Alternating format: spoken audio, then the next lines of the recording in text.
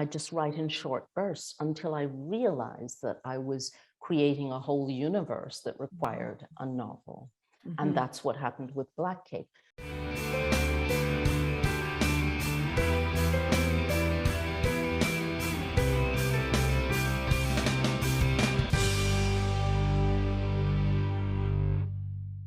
Welcome to our latest Book Reporter Talks to interview, where our guest today is Charmaine Wilkerson.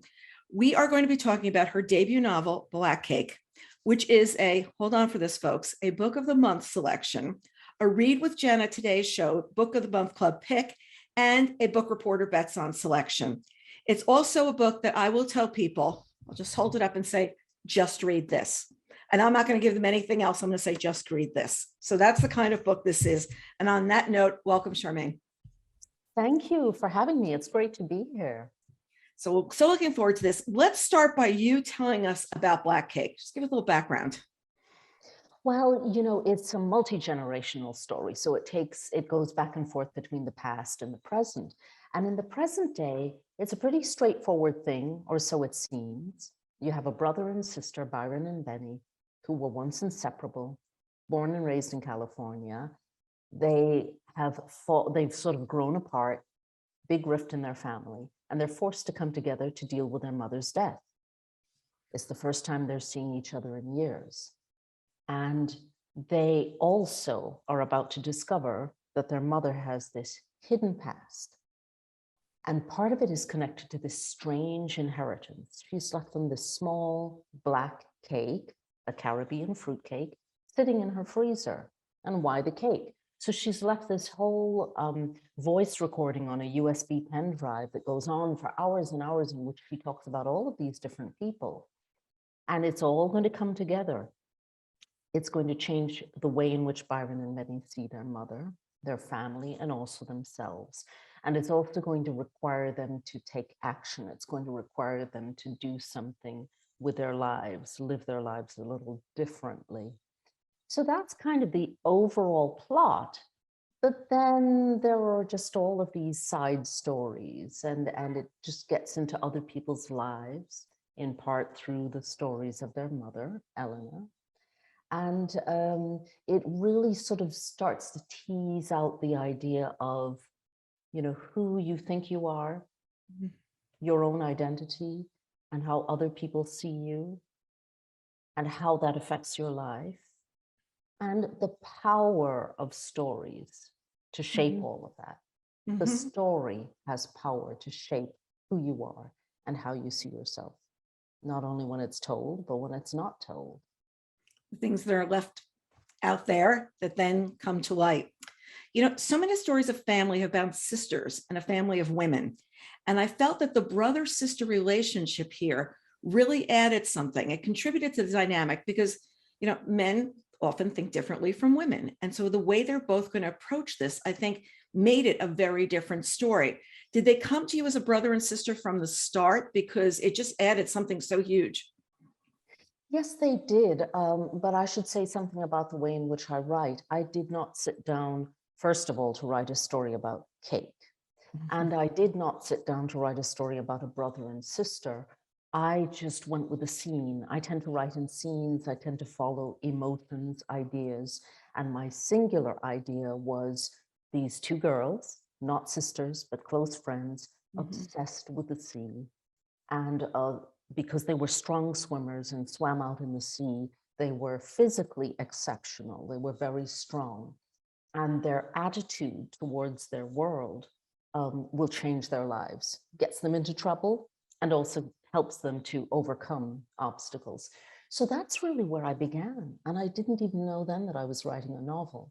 But the brother and sister did come together. I was writing some other stories. I thought maybe they'd be a short story or something linked. And there was always sort of Byron and Benny. Byron, about 9 years older than Benny, and a sort of organic tie between them, a really strong love, but also a strong sense of disillusionment, of confusion, and not quite being able to find their way back to how they began as a very close brother and sister. And you wonder why they're apart, and you're going to understand that more as time goes on. The recording was a very clever way for them to learn what their mother had to say, because if it had been a letter, they would have read it very quickly, and they might have skipped over the salient parts, because you can do that if you're just reading quickly. And this measured storytelling allowed you to measure storytelling the book as well. Was it always envisioned as a recording? Because it just made so much sense, because I'm thinking, if this was just a letter, they would have read it in about 5 minutes, digested it, but hearing her voice and how she was expressing herself would add to whatever was happening in the story. Am I on to track?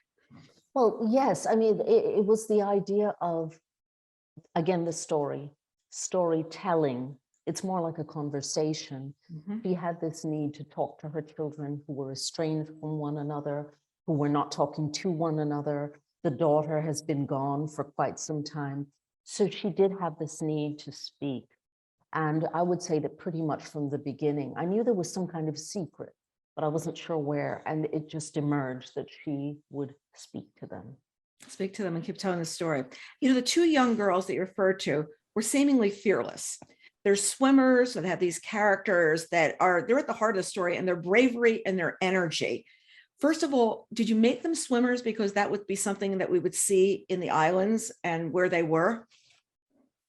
I didn't make them swimmers. I just started writing one day.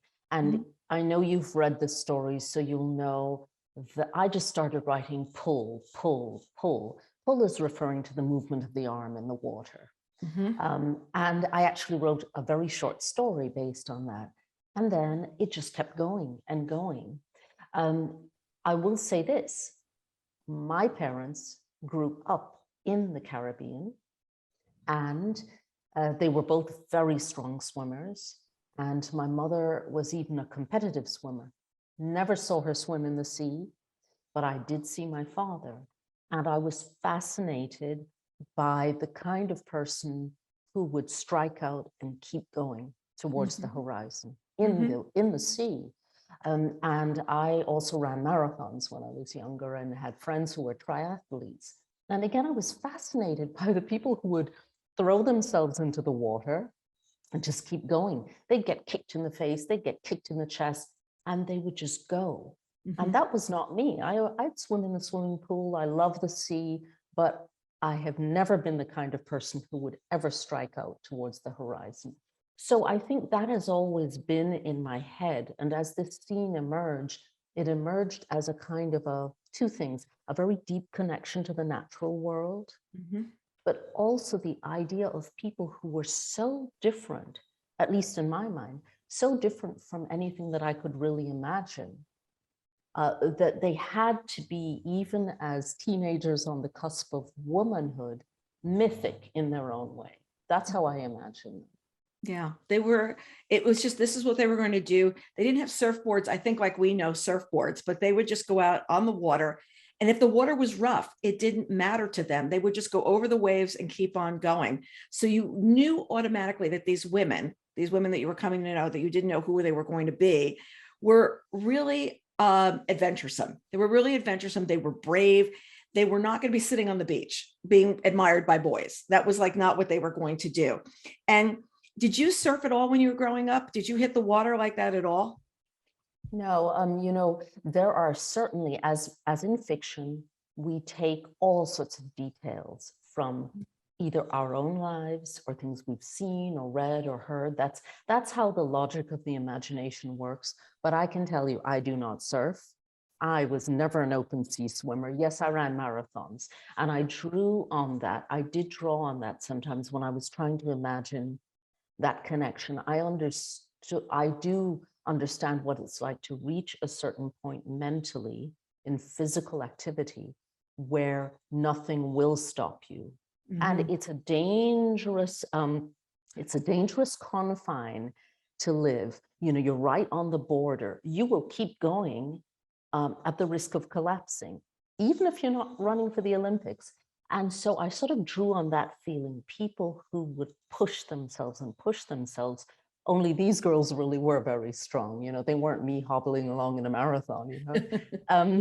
And so that very much was a work of the imagination.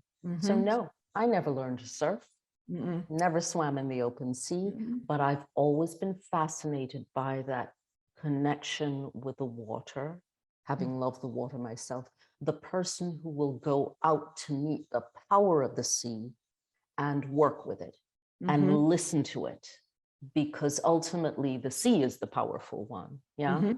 And the power of a person who can swim or surf, the true power is the ability to observe, understand, and try to meet what's already happening, the power over which you have no control. Yeah, and that's exactly what they're doing, is they're just out there risking at any single moment. There's a risk thing that's involved as well. I'm with you. I'm swimming in pools. I was tumbled once in the ocean and I was like, enough. And I was like, I don't think, and I will say, if we go to the Caribbean, I will swim in the water if it's calm down there, which is just beautiful. But when it's the really wild surf, no, I'm sitting on the beach reading the book. I'm perfectly happy with that. At the start of each chapter, there's a name or a word. And thus we know what this chapter is about, or maybe we don't, or we know we're going to learn something new. And often it's a new character being introduced to us. And that chapter may give us pause, because who is that person? Were there chapter titles at the very beginning? Because I know you are a stream of consciousness short scene writer.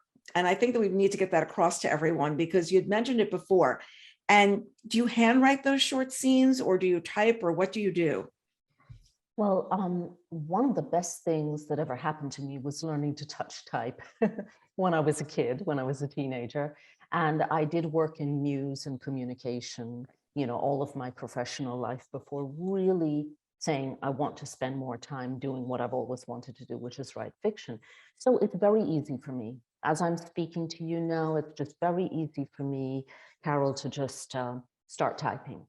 So I stream of consciousness. Let's turn it into a verb. I stream of consciousness into my laptop, but I do also write. By pencil. I have to use a pencil, no pens. I have a pen here, and I do actually scribble sometimes a scene or an idea, but it's not necessarily a beginning, middle, and end.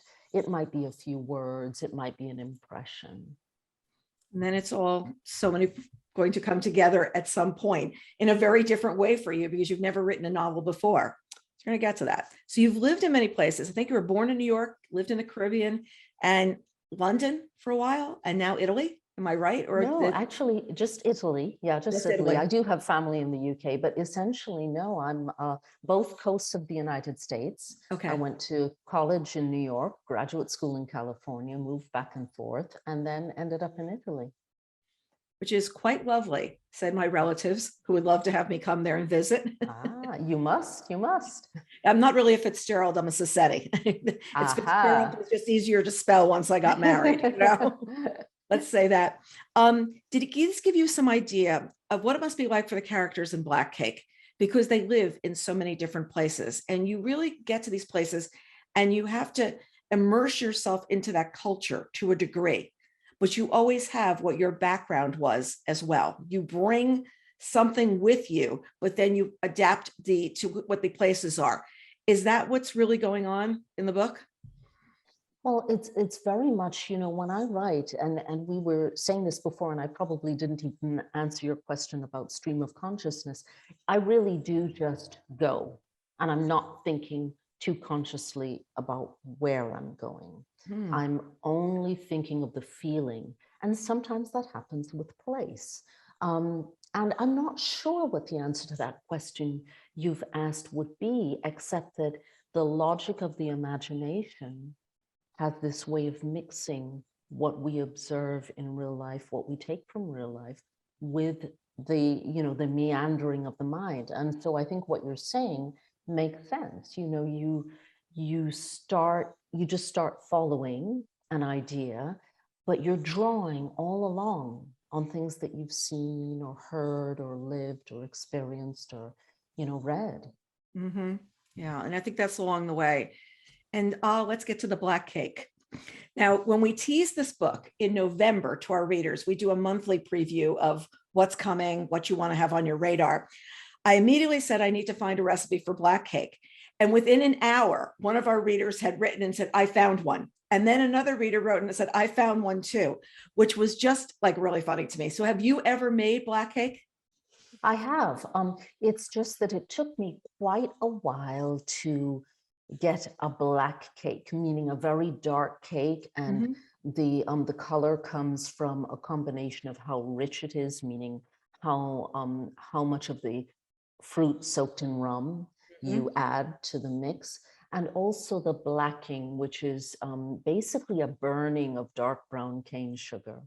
So it took me a while to understand that you really needed a lot of both. Mhm. But my mother was a legendary black cake maker. She called it plum pudding, we called it rum cake, but many Caribbeans call it black cake. And she made this amazing plum pudding, rum cake, black cake. So that memory is what I strive for. And I'm happy to say that mine tastes pretty good, but for a few years there it was woefully brown.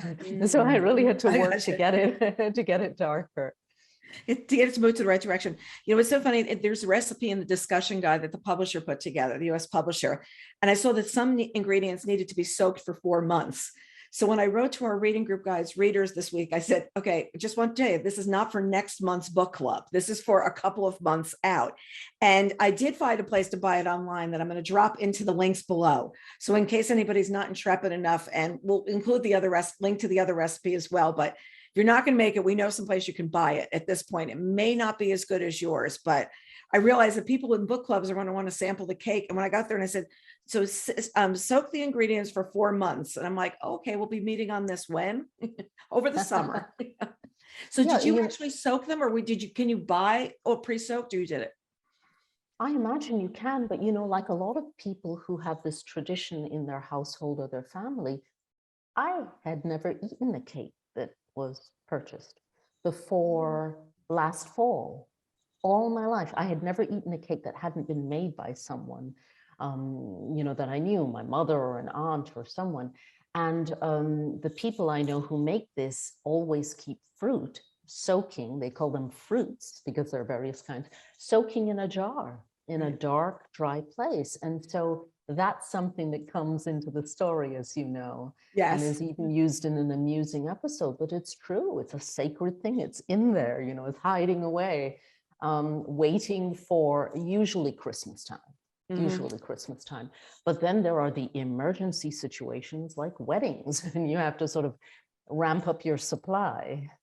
So interesting. And in the book, when you do take it, it's very, very funny moment. It's like, wait a second, do we have the fruit? Do we get the fruit with us? We must go bring the fruit. I just love that. You know, for years you wrote flash fiction. And can you share what this is to readers? Because I think that when they understand you're writing a flash fiction, they're going to understand how much of the book came together to be a 2-paragraph or few line chapter. Yeah, flash fiction, I should probably explain what it is. Mhm. It's one of many terms, but probably the most popular, used for very, very, very short stories. So we're talking about maybe a page or two, or even a paragraph or two. And I like to write what's known as microfiction, which is a mystery to me because I'm a chatterbox. But I love to write short. And even when I write longer things, I did work on another novel which never saw the light of day, and I again wrote it in the same way. I just write in short bursts until I realized that I was creating a whole universe that required a novel. And Mhm. that's what happened with Black Cake. So going back to the flash fiction, I had reached a point in my life where I'd always wanted to write stories. I always said that I'd be writing, and I didn't really. I spent most of my energy writing for other people, which Mhm. was great, working in news as well. It's a great way to sort of be part of your community, but it was different. And I kept wanting to just let my mind wander. And the difference between what I did before and what I started to do with flash fiction was I always knew where I was going when I was writing news or other communication. You had some idea. Mhm. With Flash, I would just go with a feeling. The thing that distinguishes that kind of writing is it's not just a short story, it's a very intense kind of Mhm. gaze. Again, maybe on an emotion, maybe on an object or an idea. And often one plays with structure. A number of poets become flash fiction writers. I don't consider myself a poet. I really like to write prose, but I love that when I was starting to write in a way that seemed to come naturally to me, not being sure where that would lead me, and this was about half a dozen years ago, I discovered this whole community of people who were doing this sort of thing. And it almost gave me permission. It was like let me just exhale. I have permission to write a story in a slightly different way. But, coming to this point, I'd say, Carol, I think that really very often flash fiction is just like conversation. And so I think that the novel Black Cake, in a way, is like conversation. Meaning maybe I'll say, oh, Carol, I need to tell you this story. I went down to the store and then I saw that guy, that guy. So maybe I tell you a beginning, middle, and end, but then it might be, I forgot, the dog, the dog. And maybe you talk that way. Some people write that way. We jump around. Yes. We don't always tell a story in a linear fashion. But very often when we talk, we do kind of get the story across, right? And that's, I think that's how most people tell stories. We just don't realize it. Yeah, they're not that concise. It's going to be, well, let's go over here for a little bit. Oh, but wait, you're right, the dog. Oh, wait, but the dog climbed on. Did you see that? Yeah, exactly. One of the things that I liked about your brisk chapters was they were concise, but continued great storytelling. I could read a few paragraphs and know the answer to a question enough to move the story forward. Like, who is this person? Why is this name of this chapter there? Really concise, really quick. I'm in, I'm out. At points where you were reviewing what you had revealed and what was to be revealed as part of the editing process at some point, because you've got, this book is like peeling an onion back, and we're going to get to the middle, and we have all these layers. And sometimes the layers might just like not completely come off the onion. So you're not quite sure it's going to happen. And what I was thinking is, along the way, the brisk chapters were still the concise storytelling, but did all have to get put in a certain place. Like the chapter about so-and-so that's only going to be this long, should it be here or should it be here? Picture you shuffling on the floor with pages. And I tend to do that more in my mind, but what I would do is I wouldn't shuffle the whole page, but I will pick up a pencil at a certain point and start scribbling and saying, well, if I put this chapter about Carol there, but then she shows up here, maybe I can't have that line in there because it's too soon and I need to wait. So I would do that after. I tend to write that way. I will say that it was actually more fractured and more out of chronological order, because can we say that the story in theory goes back and forth between two timelines, and in both cases very vaguely goes forward in time.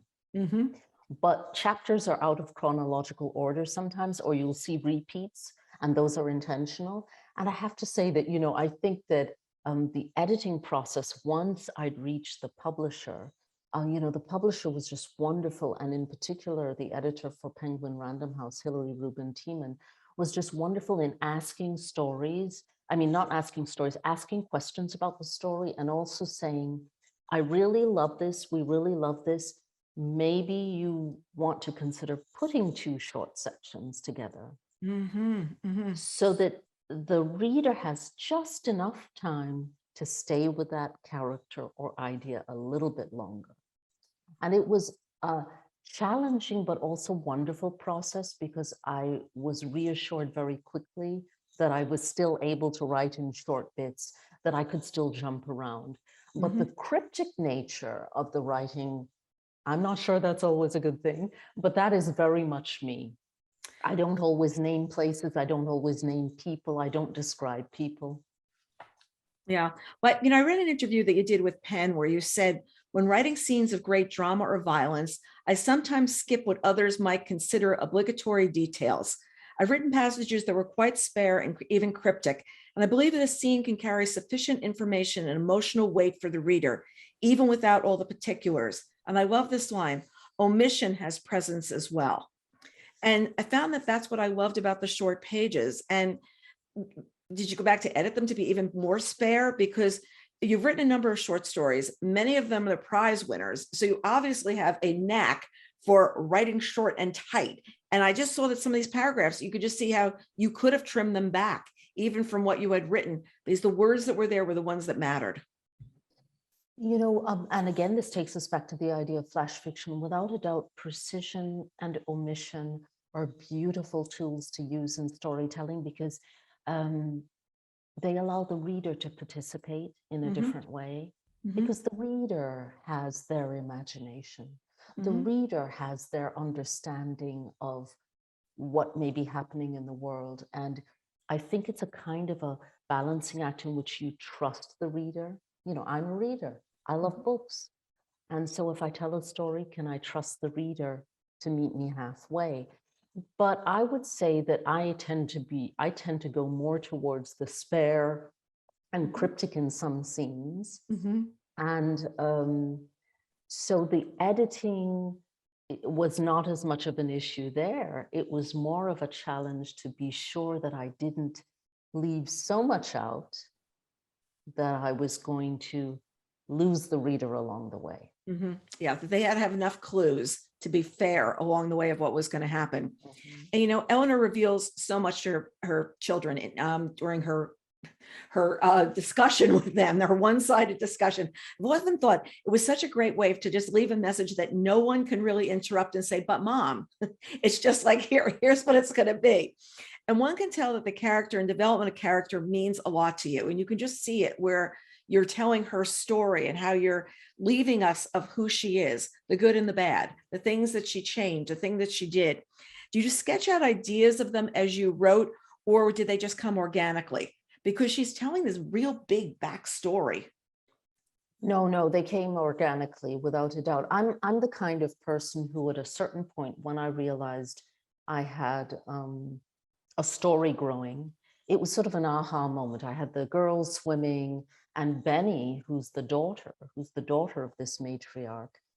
I had a story that I thought was a short story with Benny.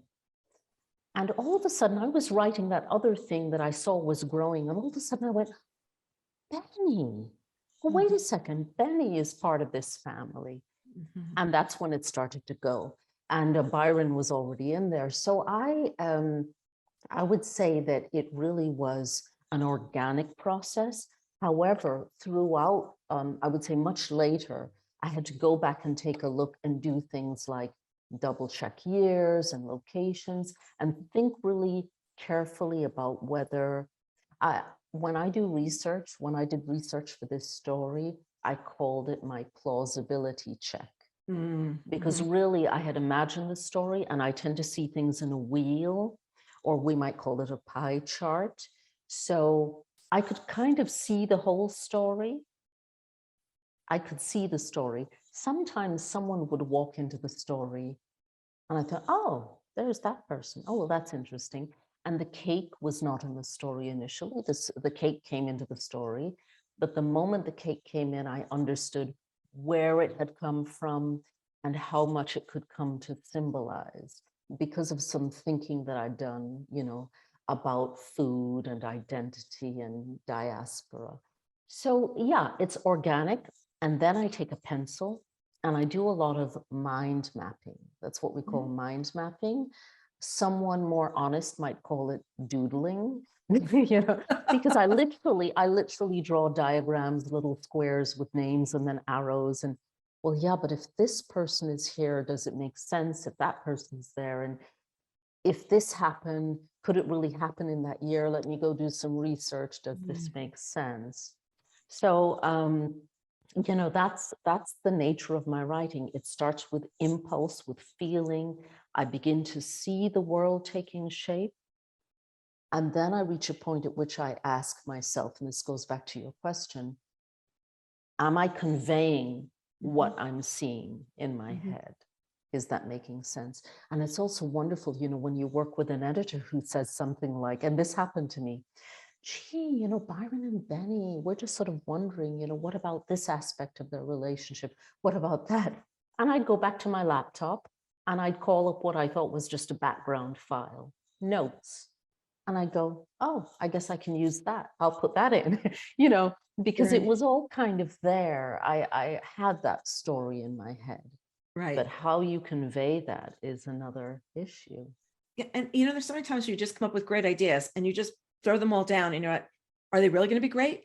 And I call the staff all day long and say, is this a good idea or a bad idea? You can tell me it's a bad idea, because there's so many people that I find that run things that just come in. I remember years ago, there was an ad for an author and I thought it didn't convey what it should say. So I said something to one of the publishers and they said, we're having a marketing meeting. I'll bring it up. And I said, what happened? They said, well, the publisher came in and said, isn't this the best ad we ever ran? And then no one said a word.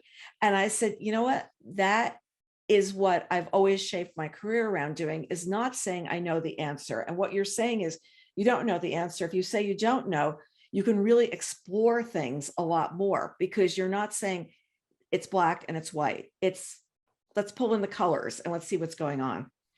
Well, it's not for me to speak for other writers, but I think it is true of a lot of writers. And that is, and again, this comes down to the difference between the writing I do in fiction and the kind of writing I would do before. You often don't go in, I don't go in with a preconceived notion. Mm-hmm. And you talk about having the answers versus asking the question. Often people write because they're exploring. They do see the story. So I saw the basic story. I wrote the, I don't want to throw out spoilers, but as you know, there is a murder in the story.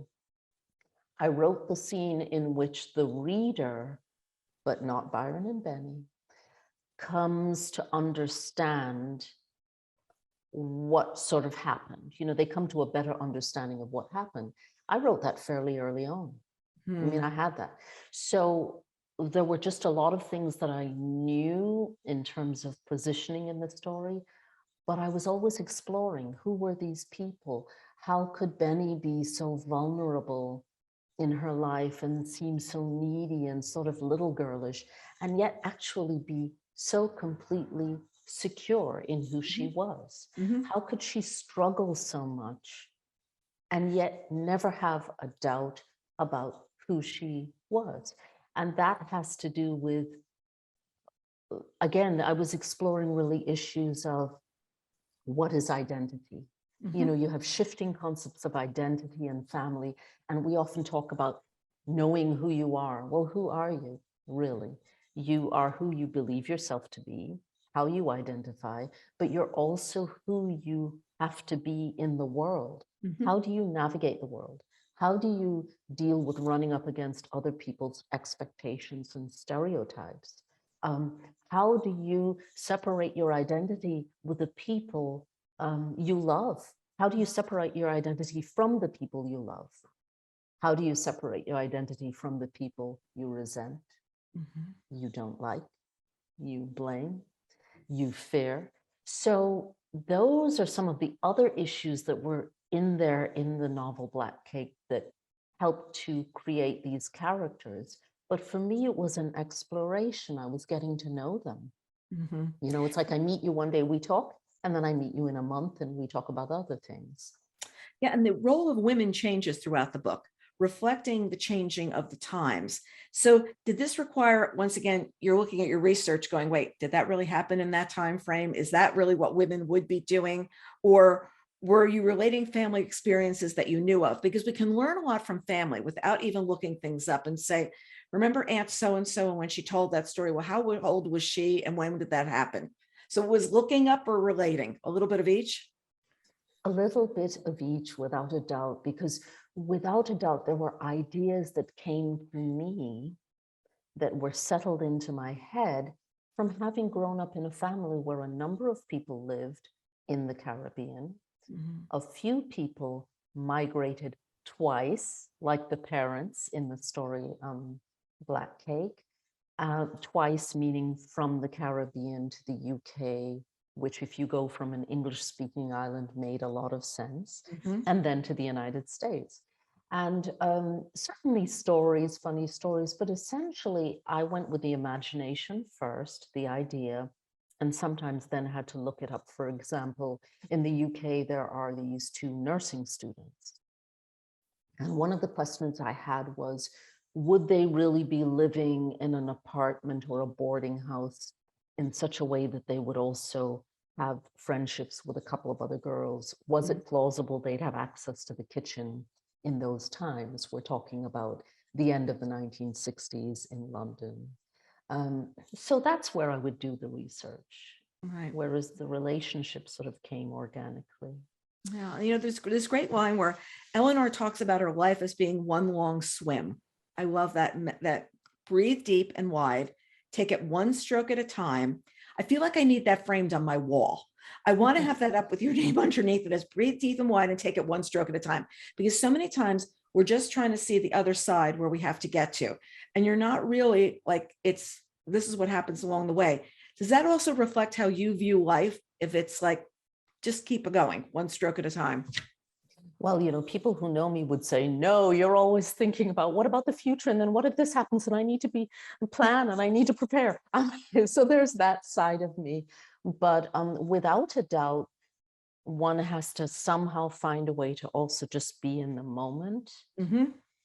And I think that we need that, one, to concentrate and to be productive, but also just to hold on to our health, our mental health. Sometimes you just need to slow it down, one thing at a time. It's And I like the think, last 2 years, sorry. you had to slow it down. You didn't have a choice. You had to slow it down. You had to think about what mattered, what didn't matter, what you had to do.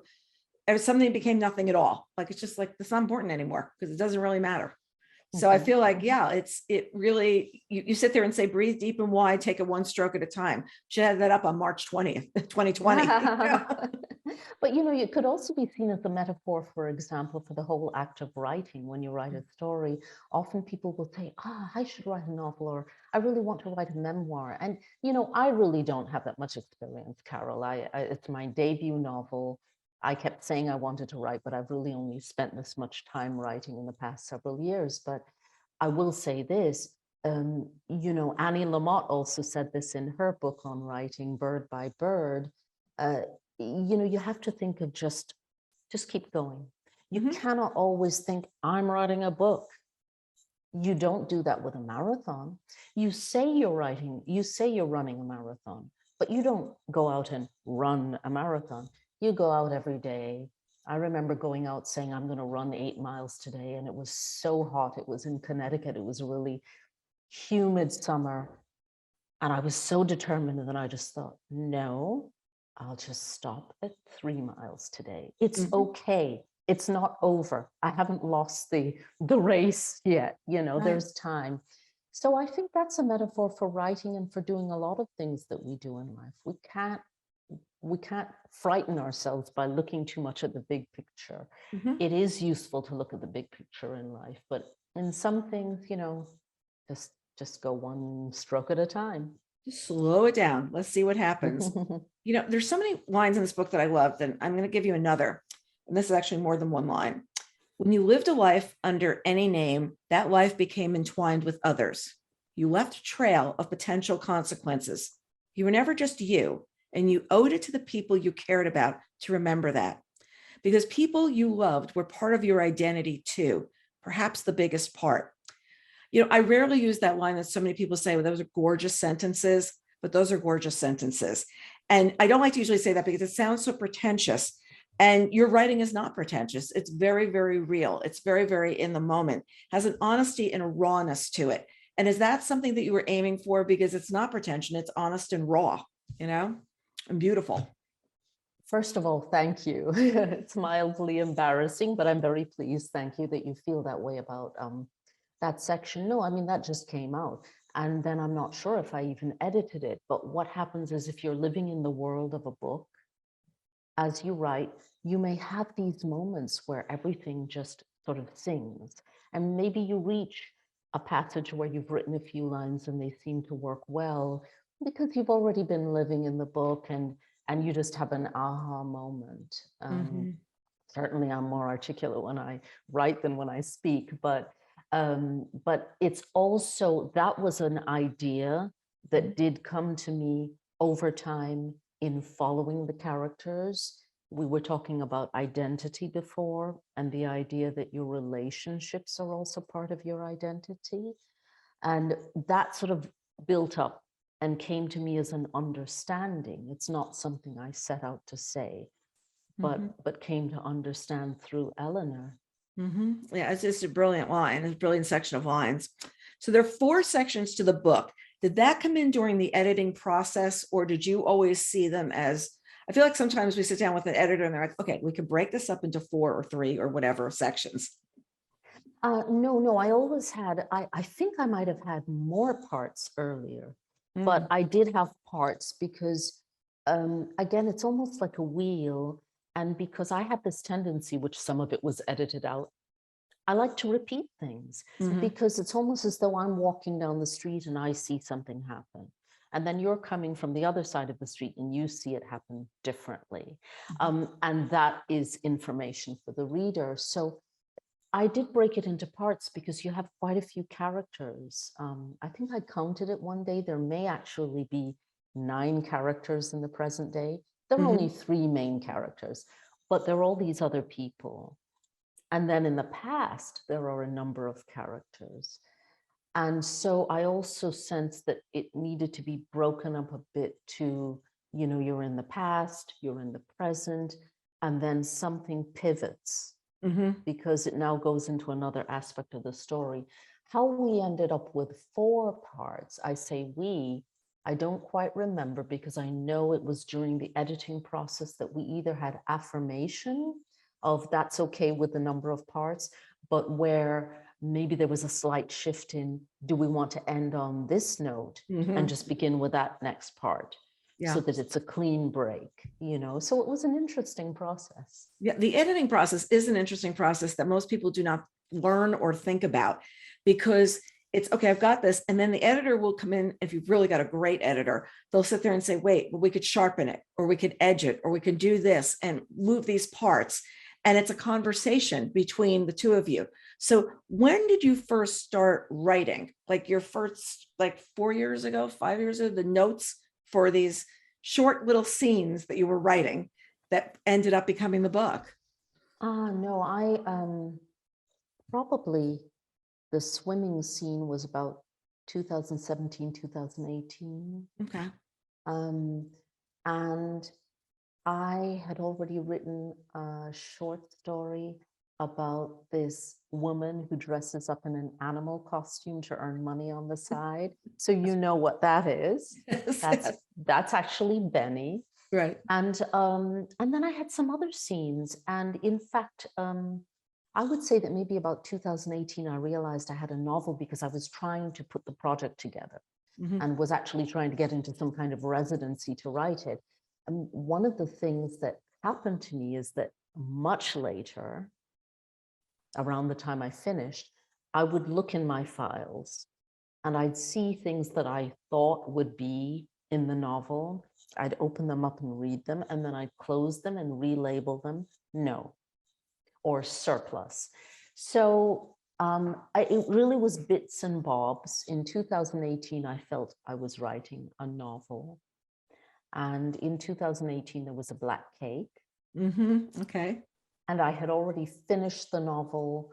And I actually wrote the first draft once I felt I had a novel quite quickly.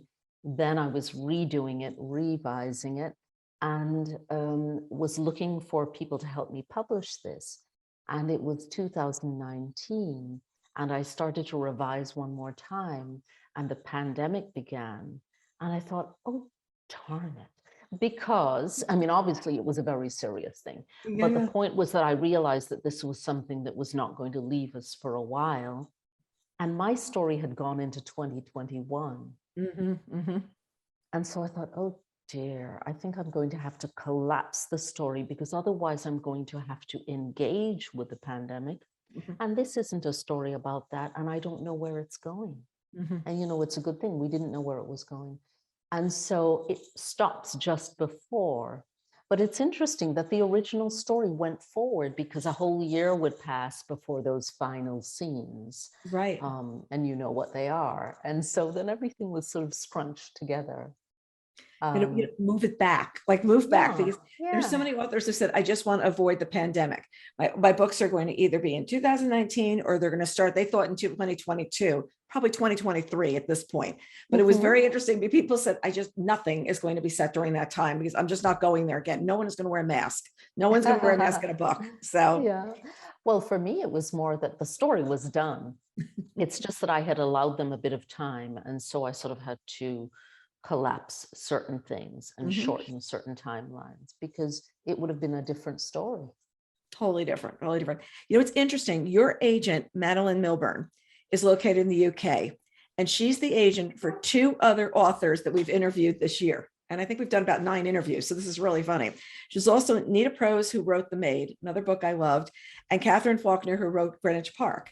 And it's just so funny, which brings me to ask, like, when did you start working with Madeline on Black Cake? When did you get your agent deal? Let's put it that way.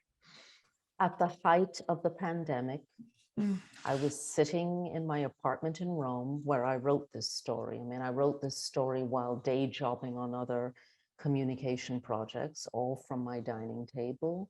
And I was ready to send this. I felt okay. I thought it was completely finished. It was, but I really had no idea what the process was like. And I really just loved some of the work that she'd represented, Mm-hmm. work that was very different from my work, like Eleanor Oliphant is completely fine, very different.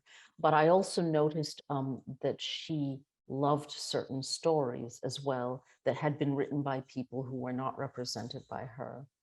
And so I sent her a few pages, and that's when we started working together in July of 2020. She called me right away and said, can I see the rest? And we started talking. Love it. Absolutely. It was just so funny because I said these 3 people, because I said that her name keeps coming up when I was doing my research. And I was like, wait a second, I have 2 other authors that we've actually, spoken with. I have to meet her somewhere along the way because she definitely has my taste in books. You have to. And she has a broad taste in books, and she's just a wonderful source of energy. And in fact, when I was trying to find out a bit more about what that relationship would be like, I called someone named Nita Prose and said, I love it. so I understand. And and she just said, oh, it's wonderful. So it's exciting because Nita's book is so different from mine. Very And different. I love The Maid. I love The Maid, but so different. And that's another story that it appears to be one thing on the surface, but then it burrows down and starts to address some other issues. And Greenwich Park, I have yet to read it, but I hear it's just fantastic. And it was out a year ago in the UK. So it was like, okay, now start talking about your book again. Like you're talking about your book. And it's like, remember that book you wrote like, a couple of years ago? So it was really fun. Was the title of this always Black Cake? Was that always going to be the title? Black Cake was always in the title. And so as not to corrupt you, I will not tell you what I thought it might be, but it was always Black Cake. Yep. Something. Okay, there we go. Now, I have been looking at this cover for over a month, okay, because I've read this book over, and I am going to be really embarrassed to tell you that, very humble, that I just noticed there was a woman behind like these eyes yesterday. Okay, now that is really embarrassing to the point I went back and looked at the galley and said, it was there. How did you miss it? So obviously I didn't look at the title a lot, the cover a lot, because I was so busy reading the book. But I just want you to know that I had totally missed that. Now, it's caught up with the stunning colors, whatever. I feel like the bright colors, and we'll look at the UK cover in a couple of seconds, but the colors on this, I just thought emoted so much about, I saw water, I saw the Caribbean, I saw finally a woman, and I was seeing all of this. Was this the first try on the cover, or were there other renditions on the US cover? It's close to what I saw the very first time. And I should say that the designer who handled most of that, her name is Jaya Maselli. And it was just absolutely beautiful. But it came out of a conversation. There was kind of a brainstorming about what are the kinds of things that are important. And everyone agreed that although cake is important and food, and how food helps people to transfer identity and stories in their lives, water was really important too, and to everyone who was working on that project. And it's just, and you mentioned the UK cover, which is like a compromise because it focuses on another aspect. But water for me, certainly, really the layers, you know, if you look at the colors, you're talking about layers, you're talking about currents, there are different currents. And the fact that the woman is hidden to some extent, you know, it's like a play on the, it's like an optical illusion almost. It's, you know, the matriarch in this story, her story is hidden. We don't know that much about her. We don't even use the name of the island because the idea is that it's supposed to be in a bit of a fog, you know, even though the historical details are correct details. So I like that. I think it's just stunning. It's really just a stunning cover. Gave me a chance to go find something that was colorful and wear in the middle of winter too. But no, it was just so beautiful. But I just couldn't believe that I didn't see there was a woman behind. I feel like I should, like, you know, some optical illusion test. I would fail. You know? No, like, but if you, but I love it. that about it, because if you hold, well, I always notice the little eyes, Right. But even things like the water coming through her, the current coming out of her mouth, as if it were, you know, it's like stream of consciousness, story, a current of water. But it also it evokes the briskness of so many parts of the book, because they're just brushstrokes. And a lot of your writing is like a brushstroke. It's like an unfinished, it's sort of like the Pollock kind of a thing, where everything goes on the board. And I'm really not kidding about this, and it's really the way I would see the book is, it's going to be beautiful when you put this all together, but there are all these little threads and pieces. And it very much reminded me of a Jackson Pollock painting of, it's all there, and then all of a sudden it just works when you look at it with your eye, and you're just like, it is telling a cohesive story there. So it's there interesting. You go. As you spoke of that, of course, I think of, you know, the old documentary films of Pollock flinging the paint from his brush or pouring things out. But it is true that I often write out of chronological order. I may see it, but I'm just writing as it comes. Then you start to put it together. But his bursts of color are like your bursts of great writing. There's a short chapter, and it's just like this. And then we're going to go here. And you actually are seeing color as you're reading the story. You're not just seeing the black cake, you're seeing the crib, and you're seeing the waters, and you're also seeing what these people were feeling. You were writing their feelings, if that makes sense. And it sounds like like I've been into like some, you know, like ashram for about a month, but I haven't. But it's just like, you're just, you know, the whole feeling of the writing comes through that way. So how about the audiobook? Did you have a chance to pick the narrators for the audiobook?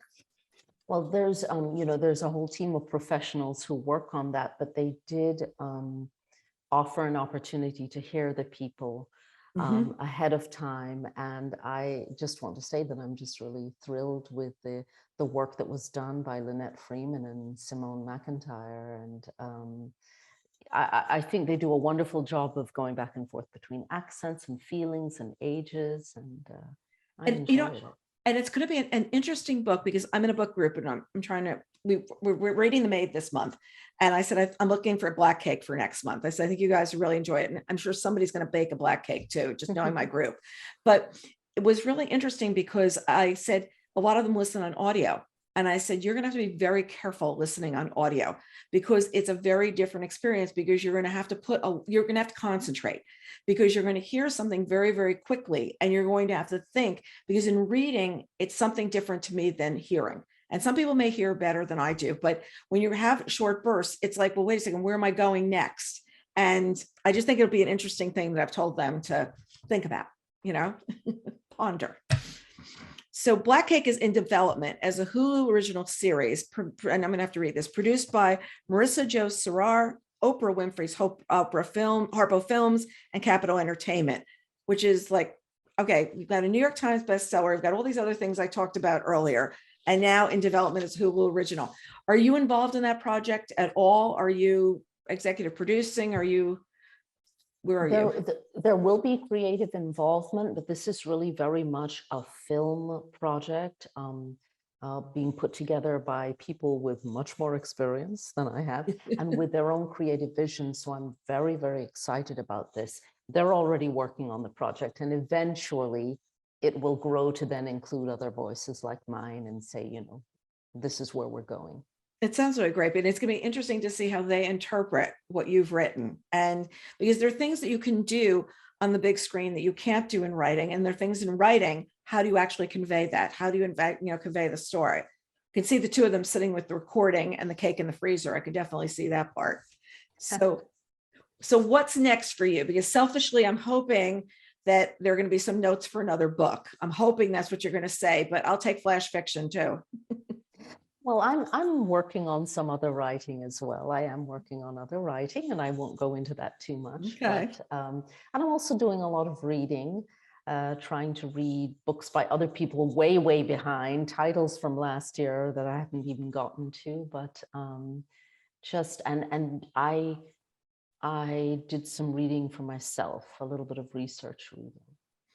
You know, it's so interesting that you say that about like last year. I actually have a shelf of books from, I think, 2019, 20, and 21 that I never got to, but they're there because I will not give those books away. Those books there's still things I'm planning to go back to. And I have such a hard time because I can't go behind because we're doing interviews, we're trying to do what's current or whatever. And it's just so funny because I'll sit there sometimes and go, but I would but that would be so nice. But you know exactly what I'm talking about. It's like that playing catch up. I do. And I think it's much more pressure for you because what happens is someone will say, oh, so I'm going to do a talk with that other author. Quick, let me read her book. And I remember that there was a two-week period where I read about 6 books because I had a very specific reason to read those books. And some of them were proofs or galleys, Right. you know, the advanced copies of books Sure. before they come out. And then I try to play catch up, and I'm still looking back at 2021 thinking, oh. And then something I read won an award. So I thought, oh, great, I had that one under my belt, you know? So that's really where I am. Yeah, nailed it. This has been such a pleasure for me. I tell you, this book is one I'm highly, highly, highly recommending. I'm going to hold up again so everybody can see. And I thank you because I think you took my reading to a different level in reading this book. Because when I was reading, I was thinking a lot more. Sometimes I'm just paging and reading through and I'm enjoying the story.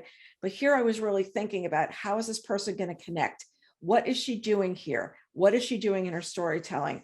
And that's an art. And I completely was just blown away by it. And you never know it was your first novel. I was like, whoa, this is first. Can't wait to see the second. You know? Well, it's really wonderful to hear. And I'm glad that, you know, you've gotten something out of the book because I will say it can be a nerve-wracking thing, but I really believe this. I'm a reader. You're a reader. I love books, but I don't like everything I read. And why should I? And why do I have to read what other people are reading necessarily? So I so appreciate it if you make a connection because each of us is different. And it's more important that we're sharing stories with one another and, you know, getting something out of them. Yeah, you know, I often say, people say, well, you don't talk about books you don't like. I said, because that's not my job. I said, my job is not to tell what people not to read. I'm not the reading police. My job is to tell you what I've enjoyed and what I've really enjoyed. And the rest, it's not my job to sit and be talking about that. And because someone else may love it, just because I don't, doesn't mean that that's the seal of approval or not on a book. And I feel very strongly about that. And we feel very strongly about that when we do our reviews. It's like, we want to do things that would make people want to read the books. So if we're too happy, well, tough luck. Well, it's really been great talking to you too. And I really appreciate how closely you read the book. And I'm framing that line. I'm telling you, I'm framing that line. I'm going to figure out how to get some nice type and I'm framing that line. Believe me, it's like one I want to go back and think about a lot. Thank you so much for joining us. I look forward to whatever you do next and really, really appreciate the time you took to talk with us today. Carol, thank you so much. It was great to meet you. And to our readers, look forward to seeing you next time on Book Reporter Talks To. And don't forget to follow us. You can either sign up for our channel on YouTube, either that or follow us wherever you get your podcasts. Thanks so much, everyone.